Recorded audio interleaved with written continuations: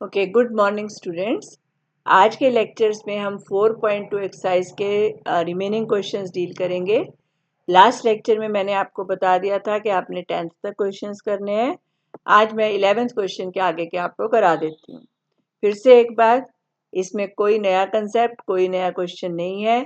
जो आपने पहले सीख लिया बस वही क्वेश्चंस को हमने आगे दोबारा से करना है। ठीक है, तो ये क्वेश्चंस को मुझे एक्सप्लेन करने की ज़रूरत भी नहीं है। आप लोग मेरे साथ भी कर सकते हैं इसको, जैसे जैसे वीडियो चल रही है you can write them yourself. ठीक है, देखो 11th क्वेश्चन के ए पार्ट में कर्व की इक्वेशन है x cube minus x square y minus x y square plus y cube plus 2x square minus 4y square plus 2xy plus y plus 1 is equal to 0। सबसे पहले क्या लिखते हैं हम लोग? The asymptotes which are parallel to x और y axis. x की highest degree term x cube, coefficient is constant, so no asymptote parallel to x axis. y की highest degree term y cube, again the constant, so no asymptote parallel to y axis. Oblique asymptotes के लिए we put x is equal to 1, y is equal to m and separate the terms of different degrees. तो what is phi 3m? क्या बनेगा? 1 minus m square plus m cube. ठीक है, 1 minus m square plus m cube. phi 2m क्या बनेगा? 2 minus 4m square plus 2m। phi 1m बनेगा 1 plus m, और अगर कांस्टेंट टर्म लिखते हो तो phi नॉट m इज 1। ठीक है, ऑब्लिक आइसोम्प्टोट्स की स्लोप्स निकालने के लिए phi 3m को 0 रखा। यहाँ पर तो फैक्टर बनते नजर आ रहे हैं, तो हम इंस्पेक्शन से रूट नहीं लिखेंगे, फैक्टराइजेशन कर देते हैं इसकी। पहले इसको रीराइट कर लिया, m cube minus m square minus m plus 1 is equal to 0। यहाँ पर m स्क्वायर कॉमन, अंदर क्या रह गया? m minus 1। यहाँ नेगेटिव साइन कॉमन, अंदर फिर से क्या रह गया? m minus 1। तो मेरे फैक्टर्स बने m square minus 1 m minus 1। m minus 1 0 से m 1 मिल गया, m स्क्वायर माइनस 1 0 से m मिल गया प्लस माइनस 1। तो what are the roots? Minus 1 1 and 1। तो ये रिपीटेड वाली रूट है और ये है हमारे डिस्टिंक्ट रूट। तो डिस्टिंक्ट रूट के लिए तो c किससे आएगा? Minus five 2m upon five 3 dash m। Values put कर दो, वैल्यूज पुट करके जब आप c कैलकुलेट करेंगे तो c आ गया 1। तो कॉरस्पॉन्डिंग आइसोम्प्टोट बनेगा y is equal to minus x plus 1। ठीक है, और जो रिपीटेड रूट है उसके लिए क्या फॉर्मूला चलेगा? फिर 2 बार रिपीटेड है तो it is c square by 2 factorial five 3 double dash m plus c five 2 dash m plus five 1 m is equal to 0। तो it is c square by 2, five 3 का डबल ऑर्डर डेरिवेटिव चेक कर लेना, minus 2 plus 6m होगा, plus c five 2 का derivative minus 8m plus 2, five 1 की value put करो। फिर m को 1 रखा, m को 1 रख के ये इक्वेशन बन गई c square minus 3c plus 1 0। तो c की क्या वैल्यूज मिली? 3 plus minus root 5 by 2। Put the values in the equation and we get the equation of asymptote। और लास्ट में सारे asymptotes की इक्वेशन आपने जरूर लिखनी है। ठीक है, तो ये था क्वेश्चन नंबर 11। फाइन, 12th देखते हैं। देखो 12th का सी पार्ट किया मैंने। y minus a whole square x square minus a square था, और ये टर्म है राइट साइड पे x power 4 plus a power 4। हमने सारी टर्म्स को एक तरफ लाकर इकट्ठा करना होता है पहले तो, और इसको सिंप्लीफाई करना है। तो स्क्वायर ओपन किया, क्या बनेगा? देखो y square minus 2ay plus a square into x square minus a square is equal to x power 4 plus a power 4। फिर इसको आपने मल्टीप्लाई किया, देखो y square x square minus y square a square minus 2ax square y minus minus plus 2a cube y, ये term आ गई। फिर a square से दोनों को मल्टीप्लाई किया, a square x square minus A power 4 is equal to x power 4 plus a power 4। ठीक है, फिर इन दोनों टर्म्स को भी लेफ्ट में ले आएंगे और डिफरेंट डिफरेंट डिग्री की टर्म्स को हम अलग कर देंगे। जैसे ये 4th डिग्री की टर्म है वाई स्क्वायर एक्स स्क्वायर, सबसे पहले लिख ली। फिर एक्स पावर 4 भी 4th डिग्री की टर्म है, उसको भी यहाँ पर लाकर लिख लिया। फिर 3rd डिग्री की टर्म्स देखो, यही अकेली टर्म है -2ax²y। फिर 2nd डिग्री की टर्म्स अलग करो, a²x² -a²y², दो टर्म्स मिल गई। 1 डिग्री की एक ही टर्म है 2a³ और a पावर 4 लेफ्ट में ले आए तो -a पावर 4 ऑलरेडी था, तो इट इज -2a पावर 4। ठीक है, तो ध्यान रखना है जिन क्वेश्चंस में आपको सिंप्लीफिकेशन करनी है बहुत ध्यान से मल्टीप्लाई करना, कोई प्लस माइनस की गलती ना हो, क्योंकि अगर गलती हुई तो सारा क्वेश्चन आगे भी गलत चलेगा और आपने डिफरेंट डिफरेंट डिग्री की टर्म्स को सेपरेटली कलेक्ट करना है। ठीक है, फिर अब वही देखो, asymptote parallel to x and y axis. X की हाईएस्ट डिग्री टर्म यहाँ पर है एक्स पावर 4, उसका कोफिशिएंट है -1 जो कि कांस्टेंट है, so no asymptote parallel to x axis.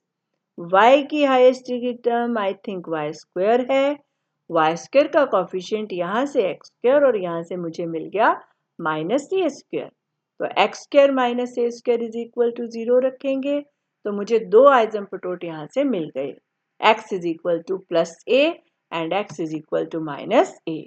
और क्योंकि 4th डिग्री इक्वेशन है, ज्यादा से ज्यादा कितने आइजेंपटोड हो सकते थे, 4 आइजेंपटोड, जिसमें से 2 हमें मिल गए।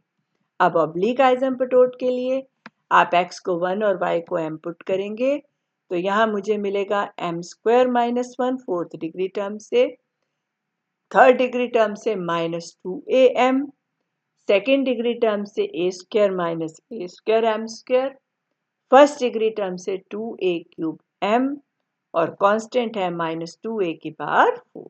ठीक है, ऑब्लिक आइजेंपटोड्स की स्लोप्स के लिए 5 4m को 0 रखा, m² -1 0, it means m² is 1 और m इज ±1।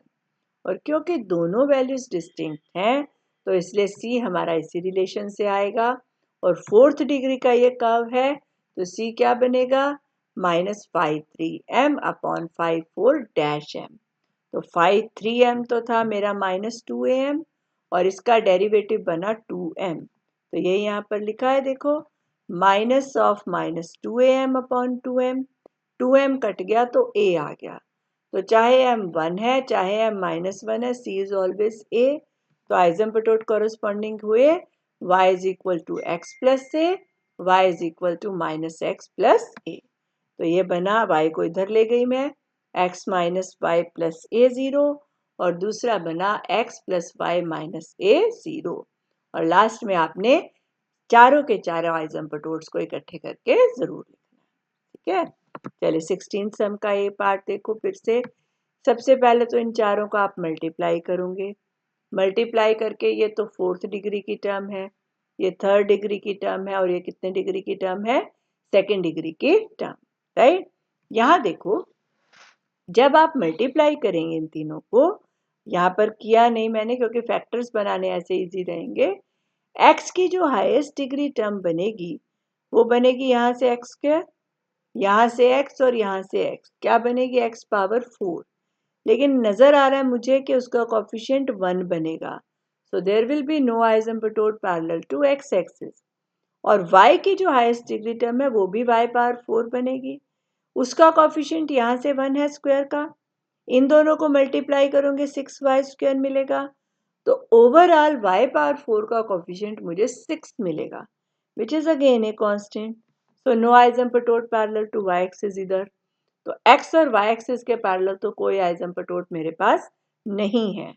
और ऑब्लिक आइजेंपटोड के लिए वही करना है, x को 1 और y को m पुट किया। जब हमने x को 1 पुट किया तो दिस इज 1 प्लस m, देख लो इसको एक बार ऊपर, यहाँ बनेगा 1 plus m whole square, 1 plus 2m और 1 प्लस 3m।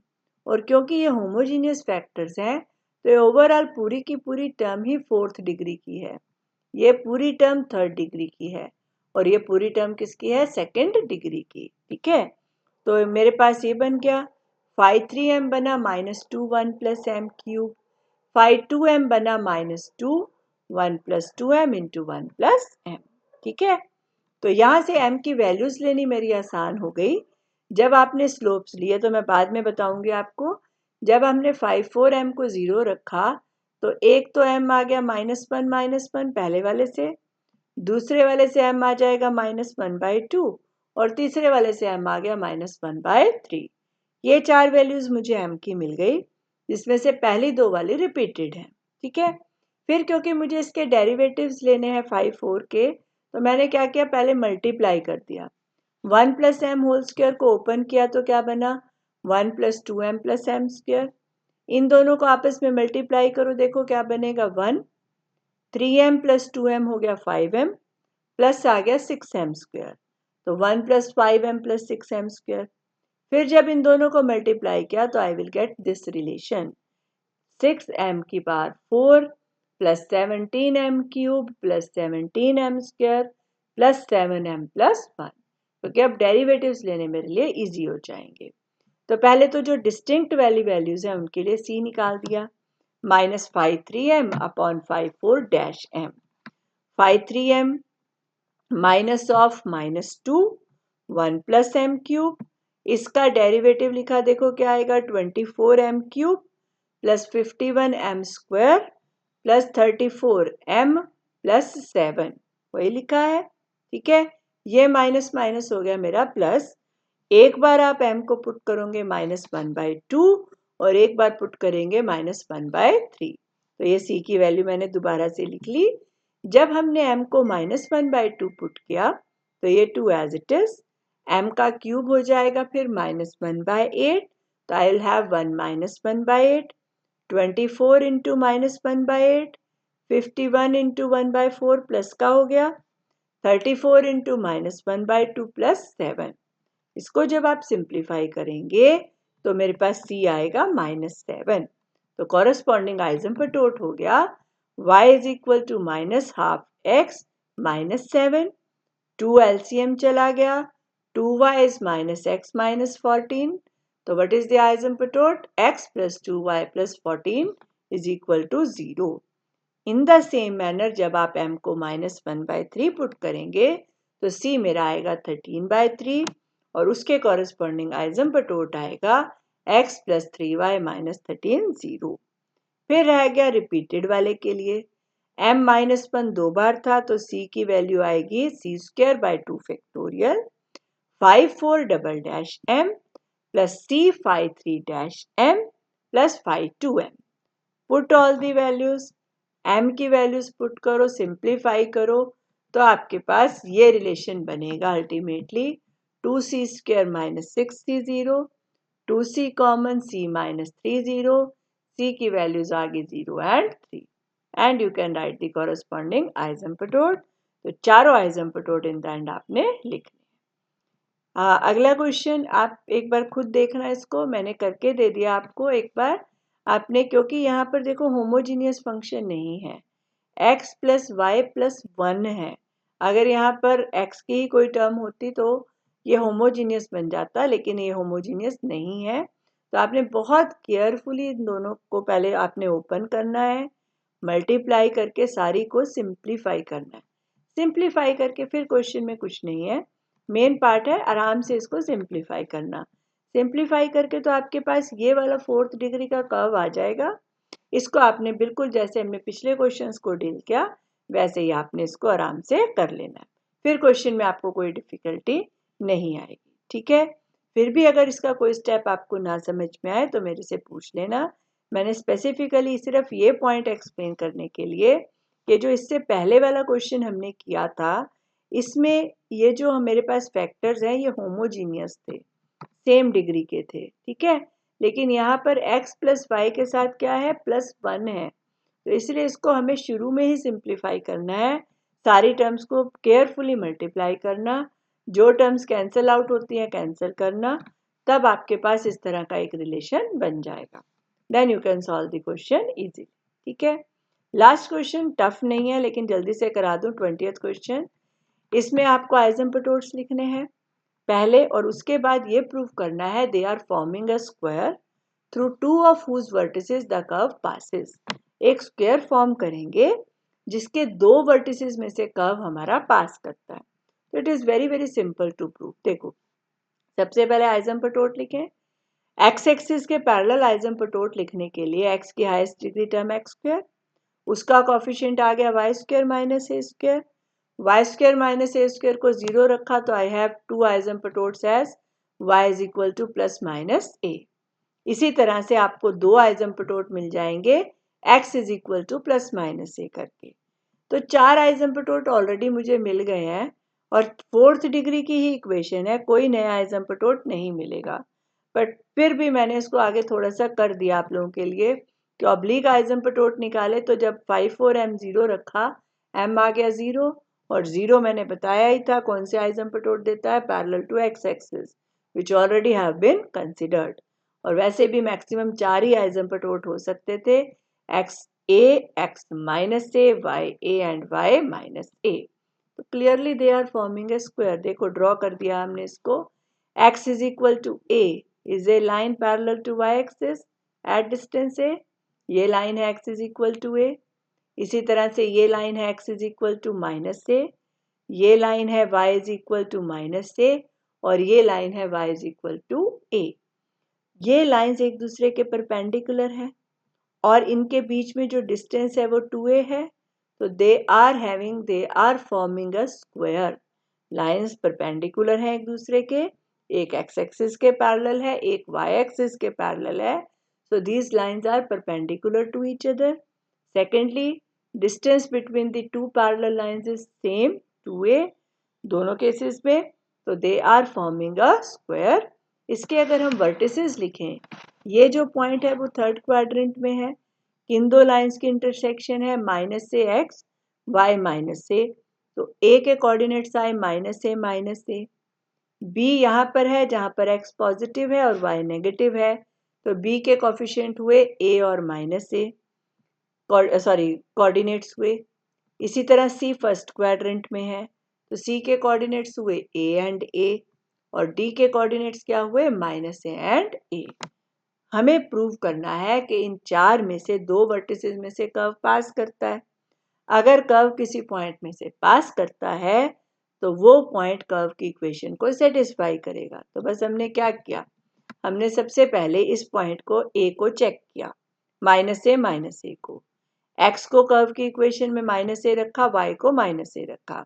हमारे कर्व की ये इक्वेशन है, एक्स और वाई को जब आप माइनस ए रखोगे तो माइनस ए का स्क्वायर ए स्क्वायर हो गया, ए स्क्वायर हो गया, ये टर्म हुई ए पावर 4, ये टर्म हुई ए square plus a square 2a square, तो ये हुआ माइनस 2a पावर 4, ये हो जाएगी माइनस 2a तो प्लस में हो जाएगी, लास्ट टर्म है a पावर 4। तो ये तो आप देख सकते हो कि जब आप इसको पुट करेंगे यहाँ पर तो आपके पास आ रहा है 2a power 4 equal to 0 which is not true.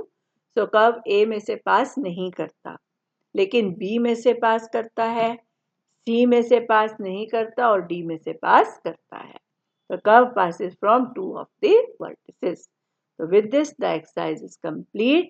आपने इसको बहुत अच्छे से कर लेना है और इस एक्सरसाइज का अगर आपको कोई भी क्वेश्चन समझ नहीं आए तो आप मेरे से पूछो, plus do all the examples. ठीक है।